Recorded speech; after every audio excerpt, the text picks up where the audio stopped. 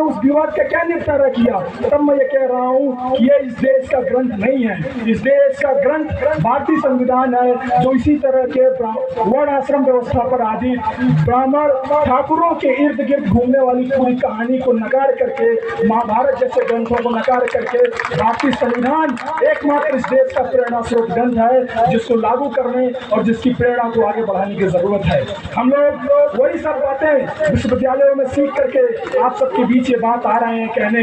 महाभारत के बारे में भी ये बात कहूंगा कि महाभारत में कृष्ण का भी एक प्रसंग है कि कर्मण्य माओवादी करते माँ करे फलाचित, यानी कृष्ण कहते हैं कि कर्म करते रहो, फल की चिंता मत करो। तो मैं उन कृष्ण से पूछना चाहूंगा कि इलाहाबाद जैसे शहरों में जो लाखों बेरोजगार आए दिन सिर्फ अपना कर्म कर रहे हैं और उनका कर्म है पढ़ाई और वो सिर्फ पढ़ाई कर रहे हैं, लेकिन उसके बावजूद भी वो बेरोजगार क्यों है। मैं उन कृष्ण भगवान से तथा कथित इस तरह के भगवानों से पूछना चाहूंगा कि वो जो महिलाएं, वो जो बेटियां, जो बहनें यहाँ बैठी हुई हैं, आए दिन घरों में चूल्हा चौका करती रहती हैं, लेकिन इनको न्यूनतम आजादी भी क्यों नहीं मिलती, इनको सम्मान और सुरक्षा क्यों नहीं मिलती। मैं ऐसे भगवानों से पूछना चाहता हूँ। तब फिर इस आइडिया को समझना होगा। ये जो पुनर्जन्म की अवधारणा, भगवान और अवतार की जो संकल्पना है, इसको खारिज करना होगा।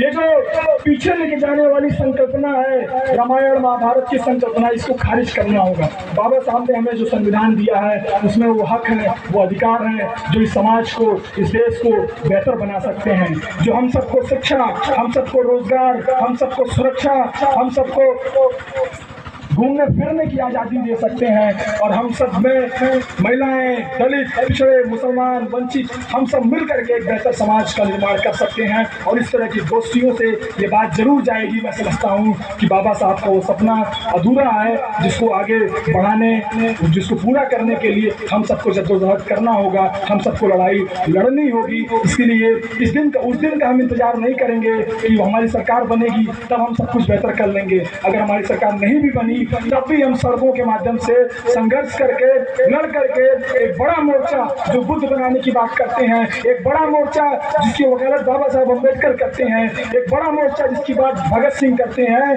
कि एक ऐसा मोर्चा बनाया जाए कि ये सरकारें घुटने पर हो, चाहे जिसकी सरकार हो, दलितों को, पिछड़ों को, अल्पसंख्यकों को, माइनॉरिटीज को उनके हक और अधिकार दे सके। मैं इसी के साथ अपनी बात खत्म करता हूँ। आप सबने सुना, आप सबको जय भीम, लाल सलाम, धन्यवाद। सारी सलाम पेश करती हूँ, जय भीम करती हूँ, क्योंकि ये बहुत एक हिम्मत का काम है। बहुत ही सोचने विचारने वाली जनता ही इस तरह के आयोजनों में हिस्सा लेती है। और जिस तरह से यहाँ महिलाएं भी दिख रही हैं, बच्चे भी दिख रहे हैं, बुजुर्ग भी हैं, ये बहुत शानदार बात है कि कोई गांव इस प्रगति की ओर बढ़ रहा है। तो आप सबको इसलिए बहुत बहुत बधाई देती हूँ।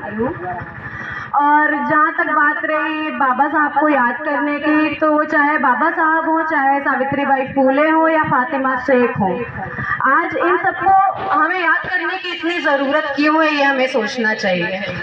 पहली बात तो ये तो हमेशा रेलेवेंट रहे हैं, क्योंकि जिन लोगों ने हमारे देश को बराबरी, समानता, न्याय और स्वतंत्रता के रास्ते पर आगे बढ़ाया, इन मूल्यों को स्थापित किया, उन्हें तो अपने पुरखों को हमें हमेशा याद किए जाने की जरूरत है। लेकिन इस समय में उनके विचारों को खत्म किए जाने की जो साजिश चल रही है, उसमें बार बार हर जगह, हर एक क्षेत्र में, हर एक स्तर पे उनको याद किए जाने की, उनके ऊपर आयोजन किए जाने की, उनको पढ़ने की बहुत बहुत जरूरत है। बाबा साहब अम्बेडकर जिस संविधान को बना रहे थे कि जो हमारे देश का एक स्वरूप है बंधुत्व का, भाईचारे का, वो बना रहे, जो समानता और वो न्याय वो लाना चाह रहे थे, आर्थिक रूप से, सामाजिक रूप से, राजनीतिक रूप से, उन सब पे एक तरह का हमला किया जा रहा है इस समय। आप देखिए कि हम लोग विश्वविद्यालय में पढ़ने वाले छात्र हैं, जब हम देखते हैं वहाँ की एक लिस्ट उठा के कि कितने प्रोफेसर्स हैं जो आदिवासी या दलित क्षेत्रों से हैं, या कितनी महिलाएं हैं, तो उनकी संख्या आज भी बहुत कम मिलेगी, और खास तौर पर दलितों और आदिवासियों की। तो ये बहुत चिंता का विषय है। और इस तरह के आयोजन से हम ये सोचते हैं कि कम से कम यहाँ जो बात हो रही है, तो हम ये उम्मीद कर सकते हैं कि यहाँ जो बच्चे बैठ के सुन रहे हैं या फिर जो जिनके अभिभावक सुन रहे हैं, वो अपने बच्चों को आगे भेजेंगे पढ़ने के लिए, लेकिन उसमें भी एक मुश्किल अब आ रही है। ये सरकार जो है हर एक चीज बेच दे रही है, शिक्षा बेच दे रही है, रेल बेच दे रही है, सारे जरूरी साधन बेच दे रही है सिर्फ 5 किलो अनाज के नाम पे। आप सोचिए, अभी तक यूजीसी है जो कि हमें फंड देती है जिससे बच्चे बहुत कम फीस में पढ़ सके, जो बच्चे शोध करते हैं उनको अच्छी खासी फेलोशिप मिलती है। लेकिन अब जो न्यू एजुकेशन पॉलिसी आई है उसमें ये सारी चीजें भी खत्म हो रही हैं। हमारे इलाहाबाद में 400% की फीस वृद्धि हो गई है, मतलब जो हमारी फीस 500 के आसपास हुआ करती थी वो लगभग 15-20 हज़ार। तो आप सोचिए कि उसमें जो सबसे पहले बच्चे छटेंगे वो कौन